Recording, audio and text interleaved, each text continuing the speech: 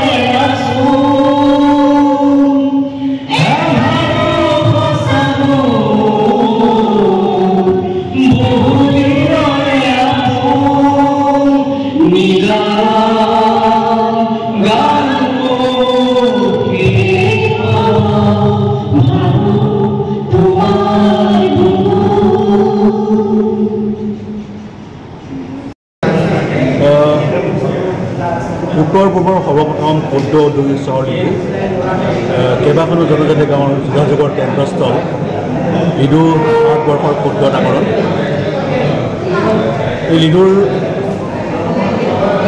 সকলো শ্ৰেণীৰ ৰাইজক লগত লৈ, জাতি জনগোষ্ঠীৰ ৰাইজক লগত লৈ আচলতে জুবিন গাৰ্গে যিটো কৈছিল যে বিভিন্ন জাতি জনগোষ্ঠীৰ মিলনৰ কথা, সাম্প্ৰদায়িকতাৰ উদ্ভৱ, ধৰ্মীয় সংকীৰ্ণতাৰ উদ্ভৱ, এনেধৰণে চিন্তা চৰ্চা কৰি আজি গণমঞ্চ লিডু নামেৰে এটা অনুষ্ঠান গঠন কৰা হৈছে। ইয়াত ৰাজনীতিৰ উদ্ভৱ দল সংগঠনৰ নিৰ্বিশেষে সকলোৱে একত্ৰিত হৈ গণমঞ্চ কৰা হৈছে।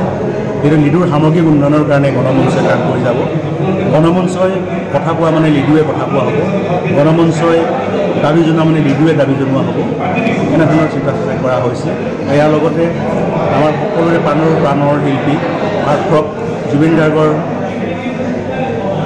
18 নৱেম্বৰ তাৰিখে যি জন্মদিন, গীতে মাতে কবিতাৰে জুবিন গাৰ্গৰ জন্মদিনটো আমি আয়োজন কৰিব লৈছোঁ লিডু ৰেলৱে ৰংগমঞ্চত দিনজোৰা কাৰ্যসূচীৰে। আৰু এই অনুষ্ঠানটোত সহস্ৰাধিক শিল্পীয়ে মায়াবিনী গীতেৰে এই অনুষ্ঠানটোক জীপাল কৰি তুলিব। লগতে জুবিনৰ জনপ্ৰিয় গীতসমূহ ইয়াত গোৱা হ'ব। লগতে থলীতে জুবিন গাৰ্গৰ ছবি অংকনৰ ব্যৱস্থা কৰা হ'ব। আৰু লগতে এই অনুষ্ঠানটোত জুবিন গাৰ্গৰ যিখিনি গীত, যিখিনি কবিতা, এইখিনি অনুষ্ঠানে এই অনুষ্ঠানটো সজাই তোলা হ'ব। এই অনুষ্ঠানটো আমি আশা কৰিম যে লিডুৰ সকলো শ্ৰেণীৰ ৰাইজে অংশগ্ৰহণ কৰিব, সকলো ভাষা ভাষী ধৰ্মাৱলম্বী জাতি জনগোষ্ঠীৰ লোকে ইয়াত অংশগ্ৰহণ কৰিব আৰু সমন্বয়ৰ লিডুখনক প্ৰতিফলিত কৰিব। লগতে জুবিন গাৰ্গৰ এই স্মৃতি যুগুমীয়া কৰিবৰ কাৰণে আমি বিভিন্ন ধৰণৰ চিন্তা চৰ্চা কৰিছোঁ। বিভিন্ন এখন শিশু উদ্যানৰ লগতে জুবিন গাৰ্গৰ আৱেগমূৰ্তি নিৰ্মাণৰ এই বিভিন্ন বিষয়ে আজি আলোচনা কৰিছোঁ। পৰৱৰ্তী পৰ্যায়ত এইখিনি কথা আমি ৰাজহুৱা কৰিম। কিন্তু এটা কথা ঠিক যে আজি গণমঞ্চৰ জৰিয়তে লিডুৱে কথা